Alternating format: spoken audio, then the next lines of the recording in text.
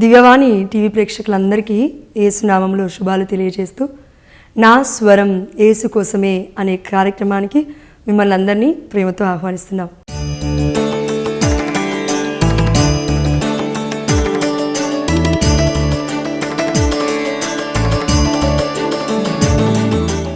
మనందరికీ తెలుసు యేసు ప్రభువారు మనకి మార్గాన్ని చూపించాడు అని, అవునా? ఎస్.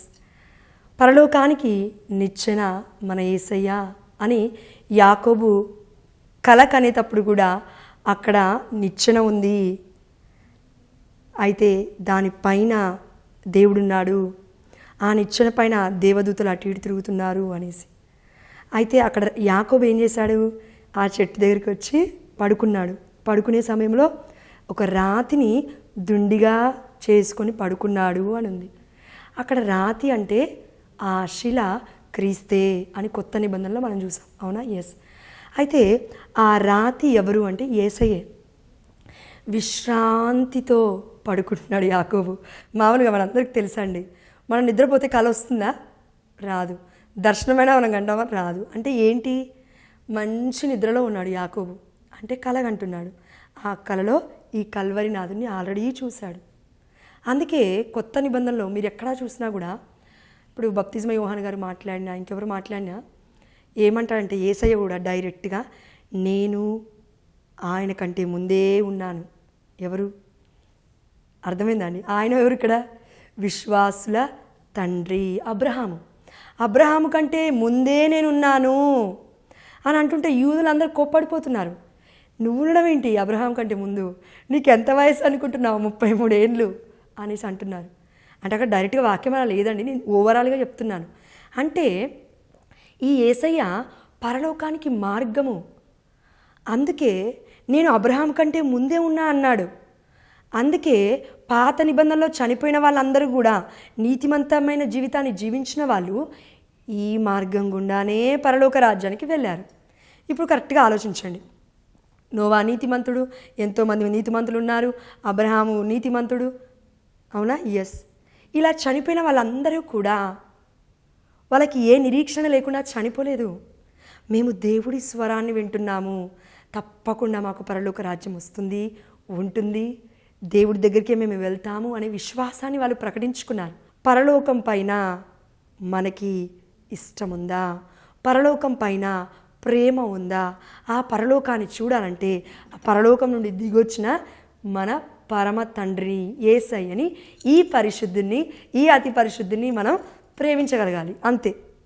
కాబట్టి ఈరోజు వాక్య ధ్యానాంశం టైటిల్ ఏంటి అంటే, పరలోకం అంటే పిచ్చుండాలి, పరలోకం పైన ప్రేమ ఉండాలి.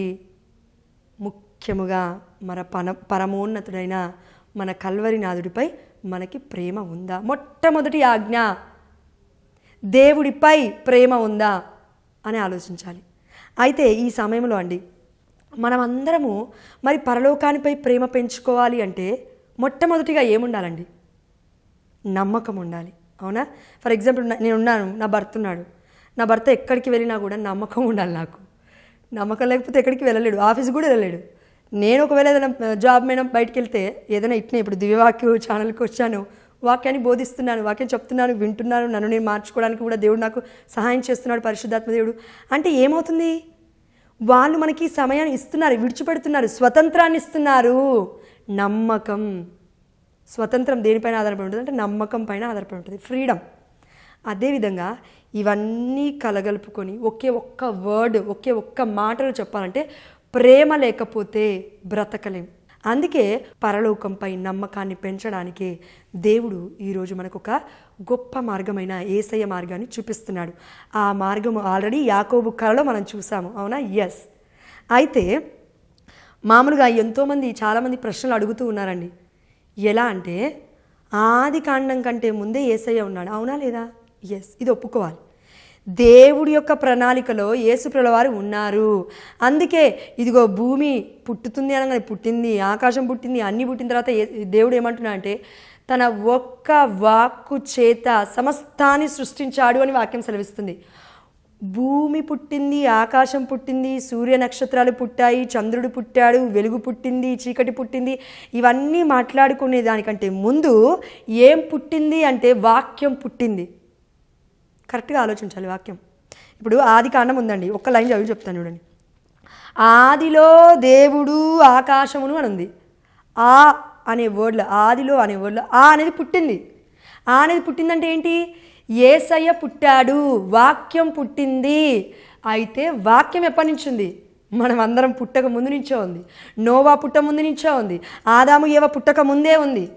అందుకే దేవుడు మమ్ము పోలి ఆదామును చేస్తాను అని అన్నాడు, అంతేగాని నన్ను పోలి అని అనలేదు.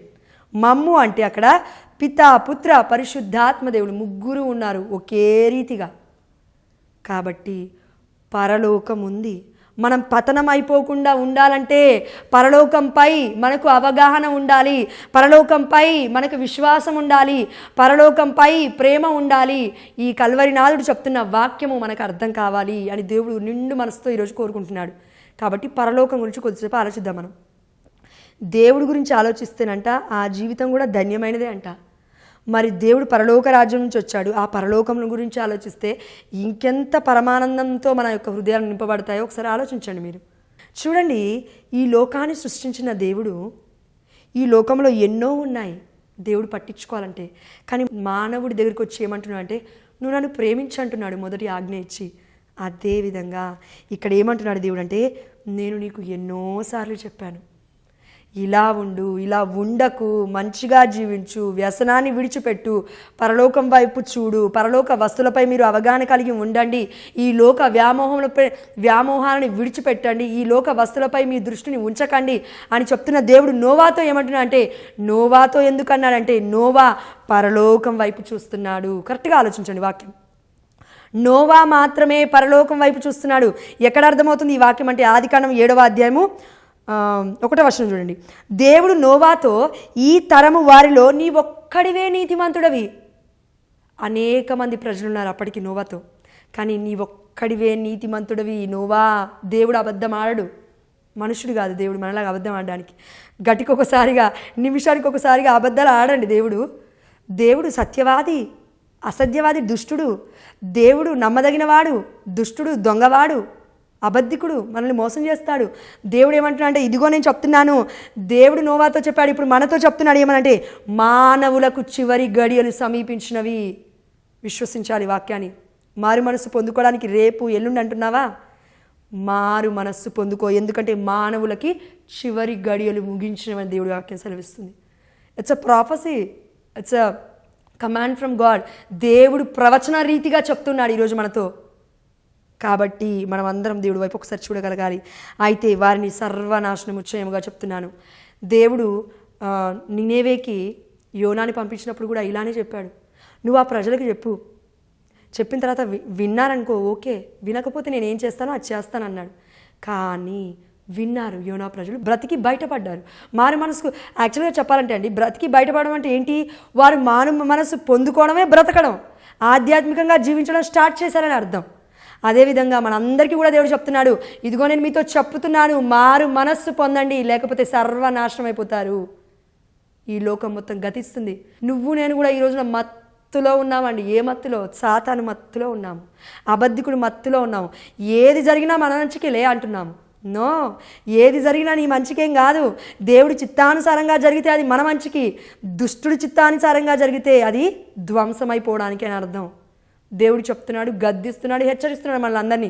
అయితే ఆనాడు నోవా విన్నాడు, మిగతా వాళ్ళు ఎవ్వరూ వినలేదు. ఈనాడు ఒకవేళ నువ్వు వింటున్నట్టయితే ప్రియమైన బిడ్డ, రక్షింపబడతాము, పరలోక రాజ్యానికి తప్పకుండా వెళ్తాము. అయితే నీతిమంతుడు పరలోక రాజ్యానికి తప్పకుండా వెళ్తాడు. అవునా? ఎస్. దేవుడు నోవాతో అంటున్నాడు, నువ్వు నీతిమంతుడవు నోవా, నా మాట వింటున్నావు, నా మాట చేస్తున్నావు. ఓడ కట్టాడు ఎవరు? నోవా. మనము కూడా మన కుటుంబాలలో విశ్వాసము అనే ఓడ కట్టాలి, ప్రేమ అనే ఓడ కట్టాలి, ఓర్పు అనే ఓడ కట్టాలి, నిరీక్షణ అనే ఓడ కట్టాలి.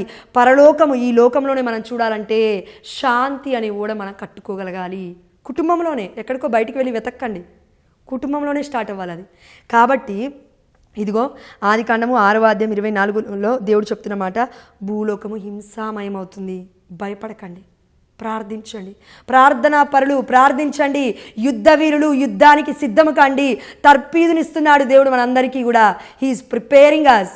దేవుడు సిద్ధపరుస్తున్నాడు ప్రతి బిడ్డను కూడా. ఈ సమయంలో ప్రియమైన బిడ్డ, సిద్ధపడతావా, పడిపోతావా? సిద్ధపడు. ప్రార్థన చేయి, ఉపవాస ప్రార్థన చేయి, నిరీక్షణ కలిగి జీవించు. నీ యొక్క ఆత్మను సిద్ధపరచయ్యా అని దేవుణ్ణి మొరపెట్టు. ఇదిగో మనకు అర్థం కాని నిట్టూర్పుల ద్వారా మన నుండి పరిశుద్ధాత్మ దేవుడు ఆ దేవాది దేవుడికి మొరపెట్టుకుంటాడంట. యేసయ్య విజ్ఞాపన ప్రార్థన చేస్తాడంట. యేసు నామములో అడగాలి మనం ఏది అడిగినా. అవునా? ఎస్, అడుగుతున్నాము. హెబ్రీయులకు రాసిన లేఖ 11వ అధ్యాయము 5వ వచనం ఒకసారి చూడండి. పాత నిబంధనలో మనందరికీ తెలుసు, ఆల్రెడీ హానోకు దేవుడికి సహచరుడై ఉన్నాడు, దేవుడితో నడిచాడు అని మనం చూసాం. అయితే హెబ్రీయులకు రాసిన లేఖ 11వ అధ్యాయం 5వ వచనం చూడండి. విశ్వాసమే హానోకును మృత్యువు నుండి కాపాడినది, అతడు దేవుని వద్దకు తీసుకొని పోబడెను. చాలా క్లియర్గా వాక్యం చెప్తుందంటే ఇది సత్యము. వాక్యమే యేసయ్య కాబట్టి దేవుడే స్వయంగా చెప్తున్నాడు. విశ్వాసమే హానోకుని మృత్యువు నుండి కూడా కాపాడింది. మృత్యు అంటే ఏమనుకుంటున్నాం మనం? 2 మృత్యువులు ఉన్నాయి. మృత్యుంజయుడైన మన యేసయ్య ఎన్ని మరణాలు గెలిచాడండి? 2 మరణాలు గెలిచాడు. ఇక్కడ చనిపోవడం అని కాదు, యేసయ్యకి అది యాక్చువల్ చావు కాదు. అది నేను చనిపోయినప్పటికీ పునరుత్థానుడు అవుతాను, ఈ ప్రపంచానికే దేవుణ్ణి అవుతాను అని ఒక సింబాలిక్ వే. అది యేసయ్య చనిపోయాడని కాదండి దానికి అర్థము. 2వ మరణం ఏంటి? నరకలోకము. ఈ లోకంలో చనిపోయిన మొదటి మరణం అండి. ఈ యొక్క శరీరం ఏదైతే మనం విడిచిపెడుతున్నామో అది మొదటి మరణము. 2వ మరణము నరకలోకము. అందుకే మృత్యువు నుండి కాపాడినది హానోకుని తన విశ్వాసమే. అతడు దేవుని వద్దకు కొనిపోబడెను. కొనిపోబడెను అంటేనే మనకు అర్థం కావాలి. కరెక్ట్గా వాక్యం ఆలోచిస్తే, ఇదిగో ఏలియా కొనిపోబడెను అగ్ని రథముల చేత అని ఉంది వాక్యం అక్కడ. అవునా? ఎస్. ఎక్కడుంది? 2 రాజుల గ్రంథము 2వ అధ్యాయం 11వ వచనం ఒకసారి మీరు చదవండి. అదేవిధంగా మత్తయి సువార్త 17వ అధ్యాయం 1-3 కూడా ఒకసారి చదవండి. అక్కడ ఏలియా ఎక్కడ కనబడుతున్నాడు? యేసు ప్రభుల వారితో ముచ్చటిస్తున్నాడు దివ్య రూపధారణలో. అవునా? ఎస్. అదేవిధంగా మోషే ఏలియాలు ఇద్దరు కూడా ముచ్చటిస్తున్నారు. మోషే కూడా ఆదికాండము 34వ అధ్యాయం ఇప్పుడు మనం చదువుదాం. ఓకేనా? ఎస్. ఇప్పటి వరకు ఎక్కడి వరకు వచ్చామంటే, నోవా నీతిమంతుడు దేవుడి దగ్గరికి వెళ్ళిపోయాడు. హానోకు నీతిమంతుడు దేవుడి దగ్గరికి వెళ్ళిపోయాడు మృత్యువు చూడకుండానే అని వాక్యం ఇక్కడ సెలవిస్తుంది. ద్వితీయోపదేశకాండము 34వ అధ్యాయం 5వ వచనము. ప్రభువు నిర్ణయించినట్లే. ఎవరు నిర్ణయించారంట? ప్రభు దేవుడు నిర్ణయించాడు. ఒకరు బ్రతకాలన్నా, చావాలన్నా, నరకలోకానికి వెళ్ళాలి అన్నా, పరలోక రాజ్యానికి వెళ్ళాలి అన్నా ప్రభుయే నిశ్చయించాలి. అయితే దైవ భక్తుడైన మోషే మోవాబు మండలముననే గతించెను. దైవ భక్తుడు. ఒకవేళ దేవుడికి మోషే ఇష్టం లేకపోతే దైవ భక్తుడు అనే టైటిల్ ఇచ్చేవాడు కాదు. మొదటిగానే మనం మాట్లాడుకున్నాం టైటిల్. అవునా? ఎస్. టైటిల్ ఇచ్చేవాడు కాదు. ఇస్తున్నాడు దేవుడు. మోషే ఇదిగో మోవాబు మండలంని గతించనా అయిపోయింది. ఓకే. 6వ వచనము. ప్రభువు అతనిని బెస్పే యోరు పట్టణము నెదుట మోవాబు లోయలో పాతి పెట్టించెను. దేవుడే పాతి పెట్టించాడు. ఎవరిని? మోషేని. కానీ నేటి వరకు అతని సమాధి, ఎవరి సమాధి? మోషే సమాధి ఎవరి కంటా పడలేదు. అంటే మోషే కనబడలేదంట అండి ఎవరికి కూడా. ఇప్పుడు ఆలోచించండి వాక్యం. హానోకు మృత్యువునే చూడలేదంట. దాని తర్వాత అబ్రహాము పితరుని కలుసుకున్నారు. అబ్రహాము ఒడిలో ఎవరున్నారు? ఇదిగో పేదవాడు ఉన్నాడు. చనిపోయిన తర్వాత పరలోక రాజ్యంలో అబ్రహాము ఒడిలో. అబ్రహాముని ధనికుడు ఏమంటున్నాడు? తండ్రి అబ్రహామా, నేను ఈ నరకలోకంలో మాడిపోతున్నాను, అతన్ని పంపించి నా నోటికి కొంచెం వాటర్ ఇవ్వని అడుగుతున్నాడు, నీళ్లు ఇవ్వు అని అడుగుతున్నాడు. నరకం అంత ఘోరంగా ఉంటుంది. పురుగు చావదు, అగ్ని చల్లారదు. కాబట్టి ఇదిగో మోషే సమాధి ఎవరికంటా పడలేదు ఇప్పటి వరకు కూడా.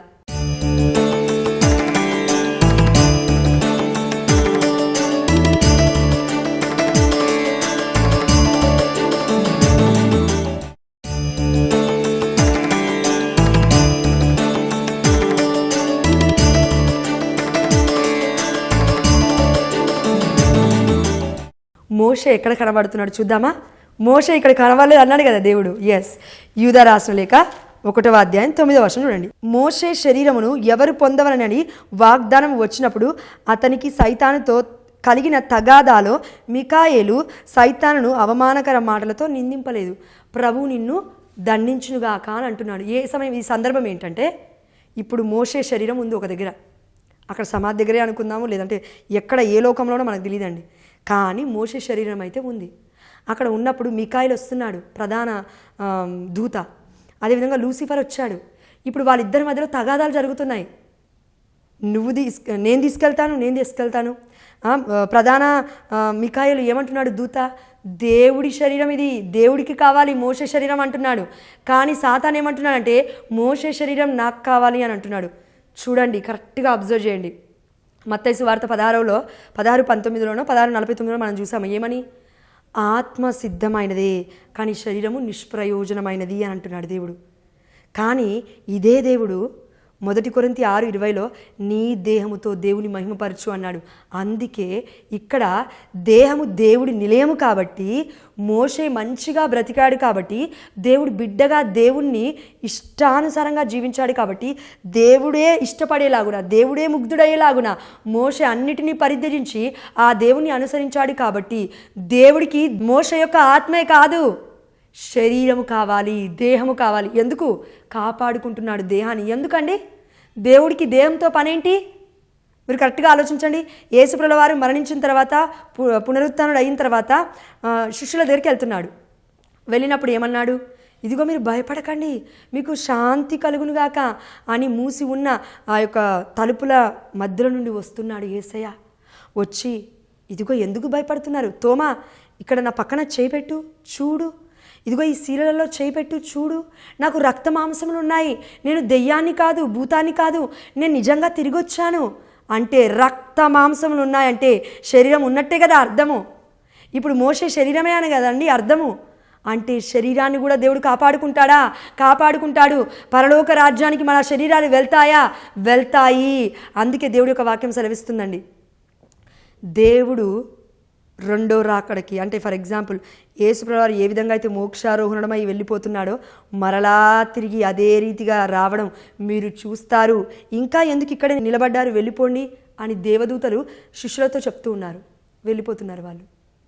అంటే దేవుడు బూరను ఊదినప్పుడు, వస్తున్నప్పుడు రెండో రాకడలో అన్ని శరీరాలు సమాధుల నుండి లేవనెత్తబడతాయి. అప్పుడు ఎవరైతే పాప జీవితాన్ని జీవించారో, శరీరంతో పాటు కదండి పాపం చేసింది, ఆత్మతో పాపం చేశారా? శరీరంతో కూడా కదా మనం పాపం చేసింది. శరీరం వల్లే కదా మన యొక్క దుస్థితి ఇలా ఉంది. రోగాలు, వ్యాధులు, కుళ్ళు, కుతంత్రాలు, ఇవన్నీ మనం శరీరంతోనే కదా చేసింది. కాబట్టి ఇప్పుడు ఆ శరీరానికి మరణ వేదన, నరకలోకానికి కేవలం ఆత్మతోటే వెళ్తే దేవుడికి తెలీదా? ఆత్మకి ఎక్కడైనా అగ్ని ఎట్లా ఉంటుందండి? ఎస్, ఆత్మతో కాదు శరీరంతో మనం లేస్తాము. అందుకే అన్ని సమాధులతో శరీరంతో లేచిన తర్వాత తీర్పు దినమందు మనం అందరం ముందుంటాం. దేవుడి ముందు ఉన్నప్పుడు ఎవరు మంచి తీర్పును పొందుకుంటారో, అంటే దేవుడి బిడ్డలుగా ఉంటారో, వారు పరలోకానికి వెళ్ళిపోతారు.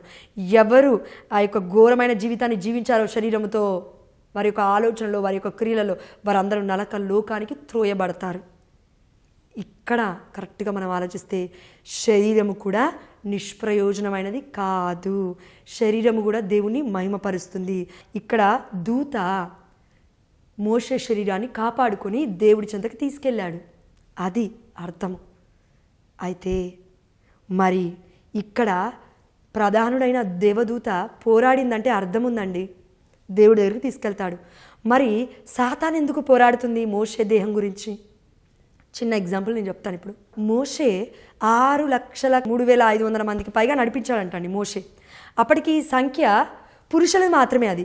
ఇప్పుడు మీరు సంఖ్య డబల్ చేయండి. ఒకవేళ స్త్రీలు కూడా ఉంటే 12 లక్షలు, బిడ్డలు ఉంటే ఇంకో 3 లక్షలు వేసుకోండి, 18 లక్షలు. అంటే ఏంటి? ఒక 15 నుండి 20 లక్షల మంది ఉన్నారు. ఇప్పుడు ఆ మోషే శరీరము చచ్చిపోయిందని అనుకుంటున్నారు. అవునా? ఎస్, పాతి పెట్టారు, అయిపోయింది.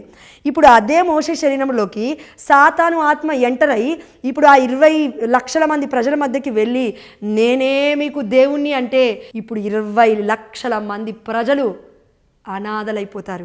అందుకే యోహాను సువార్త 10వ అధ్యాయం 10వ వచనం ఇలా సెలవిస్తుంది, దొంగవాడు దొంగిలించుటకు, నరహత్య చేయుటకు, మిమ్మల్ని నాశనము చేయుటకు వస్తాడు, కానీ నేను సమృద్ధిని ఇచ్చుటకు వచ్చాను.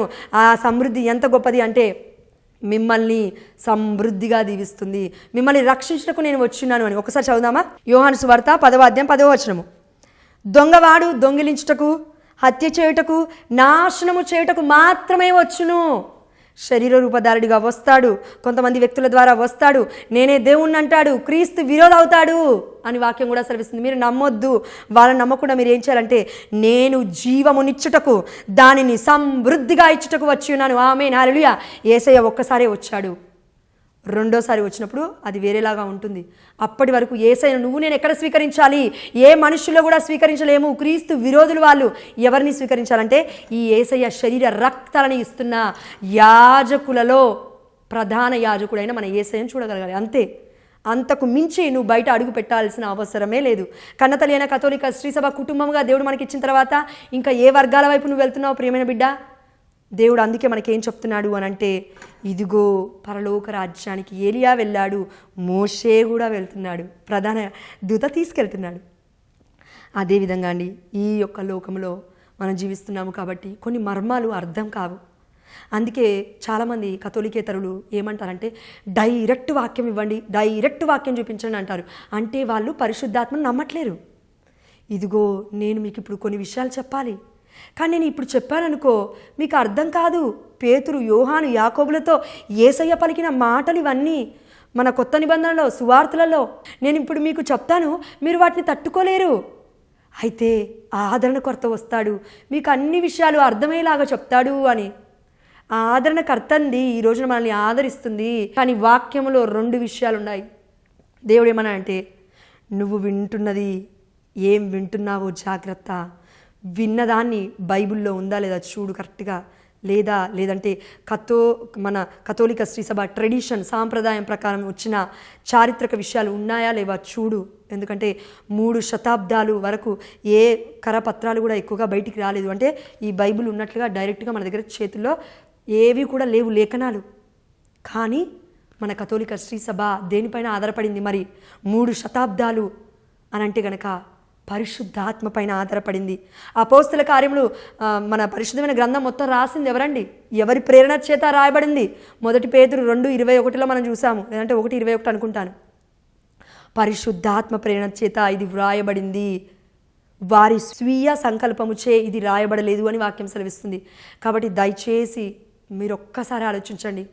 మోషేని విడిచిపెడితేనే ఒకవేళ దేవుడి శరీరాన్ని, ఒకవేళ సాతాను ఆత్మ, మోషే బ్రతికిలేడు కాబట్టి అందులోకి వెళ్ళి ఇజ్రాయెల్ ప్రజలు 20 లక్షల మందిని మట్టు పెట్టాలి అనుకుంటే, నశింపజేయాలనుకుంటే నశింపజేసేవాడే. కానీ ప్రధాన దూతగు మిఖాయిలు వచ్చి పోరాడి తీసుకెళ్ళిపోయింది దేవుడి దగ్గరికి. మనము కూడా పోరాడాలి, కనబడుతున్న వాటితో కాదు, కనబడని అంధకారపు శక్తులతో నువ్వు నేను కూడా పోరాడాలి ప్రియమైన బిడ్డ. ఎందుకంటే ఎఫెసీయులకు రాసిన లేఖలో దేవుడి యొక్క వాక్యము 6వ అధ్యాయం ఒక్కసారి చదువుతాను వినండి. చివరిగా ఎన్నో ప్రయత్నాలు చేసావు, చివరిగా దేవుడు చెప్తున్నాడు వాక్యంలో, చివరిగా ఈ ప్రయత్నం చేయి. ఏంటంటే ప్రభువుతో ఏకమై. ఈ యేసయ్య రక్త శరీరాలను మనం పుచ్చుకున్నాము, ఇప్పుడు యేసయ్యతో మనం ఏకమవుతున్నాము.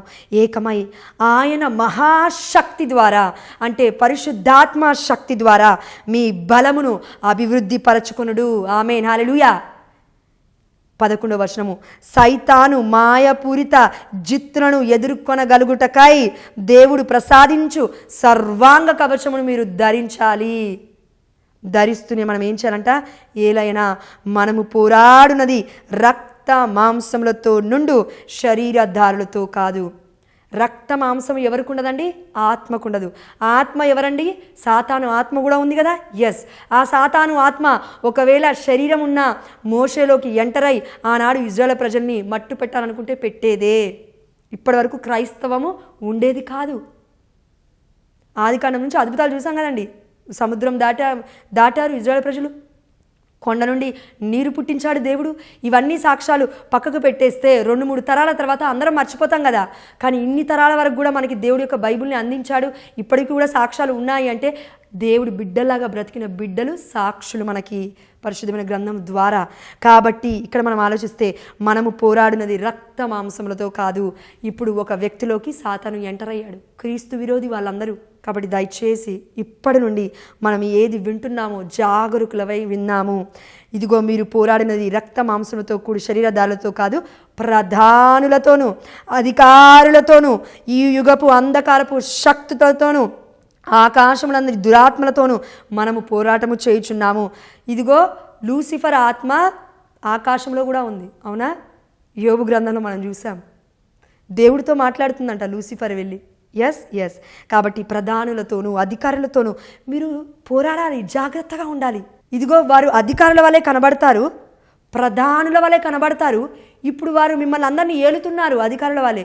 ఇప్పుడు వాళ్ళు ఏది చెప్పినా మీరు వినేస్తారు. అది అసత్యమైన వాక్యమైనప్పటికీ, వారికి ఇష్టం వచ్చినట్లుగా చెప్తున్నప్పటికీ ఇప్పుడు ఆ మాటలు విని ఏం చేస్తారంటే మీరు కన్నతల్లి అయిన కథోలిక శ్రీ సభ పైన తిరగబడతారు, యేసయ్య పైన తిరగబడతారు, ఈ కల్వరినాథుడి పైన తిరగబడతారు. క్రీస్తు ఈయన కాదు, క్రీస్తు విరోధి అయిన లూసిఫర్ అని ఆ యొక్క ప్రధానులతో ఆ యొక్క అధికారులతో మీరు కూడా కలిసిపోయి ఇప్పుడు దేవుడే లేడు అన్న దగ్గరికి వెళ్ళిపోతారు. స్వరూపమే దేవుడు కాదు అని అంటారు, ఈ రూపమే దేవుడిది కాదు అని అంటారు.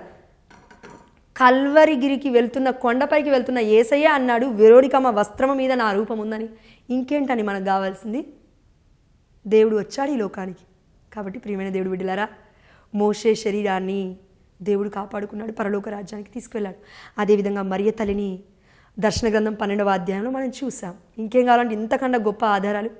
కాబట్టి మనం అందరం కళ్ళు మూసుకొని చిన్ని ప్రార్థన చేసుకొని ముగించుకుందాం. పరిశుద్ధుడా, ప్రేమ కలిగిన తండ్రి, పరలోక రాజ్యము ఉంది. ఇది మా నమ్మకం, ఇది మా విశ్వాసము, ఇదే మా నిరీక్షణ. అది కేవలం యేసులో మాత్రమే మొదలవుతుంది తండ్రి. మీలో మేము నమ్మకాన్ని ఉంచితే ఆ మార్గం మీరే కాబట్టి పరలోకం వైపు మేము చూడగలుగుతాము. అదేవిధంగా ఈ లోకానికి మీరు మానవ రూపుడుగా వచ్చారయ్యా మరియ తల్లి గర్భము నుండి. కాబట్టి మరియ తల్లి మధ్యవర్తిత్వ ప్రార్థన మేమందరం అడుగుతూ దర్శన గ్రంథం 12వ అధ్యాయంలో ఉన్న మరియ తల్లి మధ్యవర్తిత్వ ప్రార్థన ద్వారా అమ్మ మరియ తల్లి వస్త్రములే, ఇదిగో సూర్యుడు చంద్రుడే ఆమె పాదముల క్రింద ఉండెను, 12 కిరీటముల నక్షత్రము అమ్మ మరియ తల్లి తలపై ఉంది అని. అదేవిధంగా ముల్లోకాలకి అధిపతి అయిన మా తండ్రి, 12 గోత్రాలకి ఇజ్రాయెల్ కర్తగా నువ్వు ఉన్నావు, 12 మంది అపోస్తులకి ఒక సాక్షుడిగా నువ్వు ఉన్నావు యేసయ్య. ఈ ప్రపంచానికి మొత్తము నీ బిడ్డలందరికీ కూడా నువ్వే సాక్ష్యము నా తండ్రి. ఆ తల్లి 12 నక్షత్రాలను, ఆ గోత్రాలను, అపోస్తలత్వాన్ని తన తలపై మోస్తూ ఉంది. అంటే అమ్మ మరియ తల్లి చర్చ్లో మదర్. అమ్మ మరియ తల్లి మనందరికీ కూడా తల్లే. కథోలిక శ్రీ సభలో పునీత జోజప్ప గారు రక్షకుడిగా ఉన్నారు, దేవదూతలాగా. యేసయ్య మార్గమై ఉన్నారు, ఆ దేవాతి దేవుడు సర్వ సృష్టికర్త అయి ఉన్నాడు. అందుకే తండ్రి, కుమార, పరిశుద్ధాత్మ ముగ్గురు అయినప్పటికీ ఒక్కరే అనే కథోలిక విశ్వాసాన్ని మేమందరము ప్రకటించుకుంటూ అయా ప్రేమతో, నిరీక్షణతో, ఓపికతో, సహనముతో మా కుటుంబాలను కట్టుకుంటూ ఓడ ఏ విధంగా నోవా కట్టాడో మేము కూడా నిరీక్షణతో కట్టే కృపను మా అందరికీ దాయిచ్చేయమని, ఎవరిని చూసి మేము అయా మోసపోకుండా నిజమైన క్రీస్తుని చూసే మా కల్వరినాథుడి వైపు మేము చూసే నడిచే కృపని మా అందరికీ దాయిచ్చమని యేసు సర్వశక్తివంతమైన నామములో మేము అడిగినవన్నీ పొందుకున్నామని విశ్వసిస్తూ నీ బిడ్డలందరినీ 30 60 100 యేసు నామములో ఈ వాక్యము ద్వారా దర్శించున్నామని విశ్వసిస్తూ అడిగి బ్రతిమానుకొనుచున్నాము మా ప్రియ పరలోకపు తండ్రి. ఆమేన్. హల్లెలూయా.